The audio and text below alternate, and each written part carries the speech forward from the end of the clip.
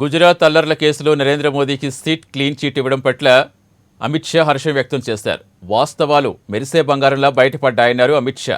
2002 గుజరాత్ అల్లర్లకు సంబంధించి అప్పటి ముఖ్యమంత్రి నరేంద్ర మోదీతో పాటు ఇతరులకు సిట్ క్లీన్ చిట్ ఇచ్చిందన్నారు. సిట్ ఇచ్చిన తీర్పు సుప్రీంకోర్టులో సవాలు చేయడం, సుప్రీంకోర్టు తిరస్కరించడం జరిగిపోయాయి. సుప్రీంకోర్టు తీర్పుతో ప్రధానమంత్రి నరేంద్ర మోదీకి భారీ ఊరట లభించిందన్నారు హోంమంత్రి అమిత్ షా. గత 19 ఏళ్లుగా ఆయన ఈ బాధను భరిస్తూ వస్తున్నారని, ఈ కేసుకు సంబంధించి ఆయన ఎక్కడా ప్రస్తావించలేదన్నారు. పరమశివుడిని ఉదహరిస్తూ ఇన్నేళ్ల పాటు విషయాన్ని తన గొంతులో ఉంచుకున్నారన్నారు. ఏఎన్ఐకి ఇచ్చిన ఇంటర్వ్యూలో అన్ని రాజకీయ పార్టీలు ప్రధాని మోదీని ఉదాహరణగా తీసుకుని రాజ్యాంగాన్ని ఎలా గౌరవించాలో నేర్చుకోవాలని సూచించారు.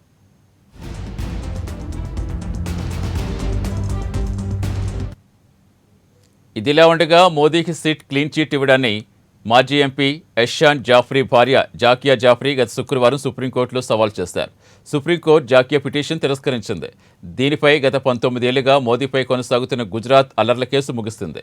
రాజకీయ దురుద్దేశంతో మోదీపై ఇప్పటివరకు విమర్శలు గుప్పించిన వారు మోదీకి క్షమాపణలు చెప్పాలని షా డిమాండ్ చేశారు.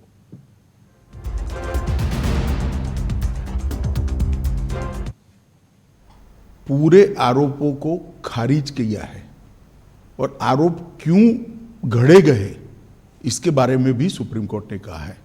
एक प्रकार से आप कह सकती हो कि सुप्रीम कोर्ट ने ये आरोप पॉलिटिकली मोटिवेटेड है, ये भी सिद्ध कर दिया है. सुप्रीम कोर्ट के जजमेंट ने सिद्ध किया है. जहाँ तक कैसा लगा का सवाल है, 18-19 साल की लड़ाई, देश का इतना बड़ा नेता एक शब्द बोले बगैर सभी दुखों को गले में उतारकर सहन कर कर लड़ता रहा और आज जब अंत में सत्य सोने की तरह बह रहा है, चमकता हुआ बह रहा है, तो आनंद ही होगा. मैंने बहुत नज़दीक से मोदी जी को इस दर्द को झेलते हुए देखा है, इस आरोपों को झेलते हुए देखा है. और सब कुछ सत्य होने के बावजूद भी क्योंकि न्यायिक प्रक्रिया चालू है, हम कुछ नहीं बोलेंगे. इस स्टैंड को कोई बहुत मजबूत मन का आदमी ही ये स्टैंड ले सकता है.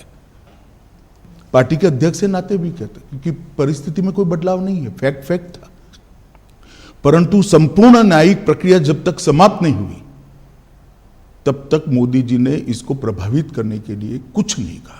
19 साल के बाद सुप्रीम कोर्ट की खंडपीठ ने आज जो जजमेंट दिया है, उस जजमेंट से मोदी जी पर लगे हुए सारे गलत आरोप को खारिज कर दिया गया है. और ये भी कहा गया है, और तीसरा, इससे भारतीय जनता पार्टी की सरकार पर जो धब्बा लगा था वो भी धुला है. और मोदी जी जैसे वैश्विक नेता पर जो गलत आरोप लगाए थे, मैं मानता हूं कि लोकतंत्र के अंदर मोदी जी ने संविधान का सम्मान कैसे हो सकता है, इसका एक आदर्श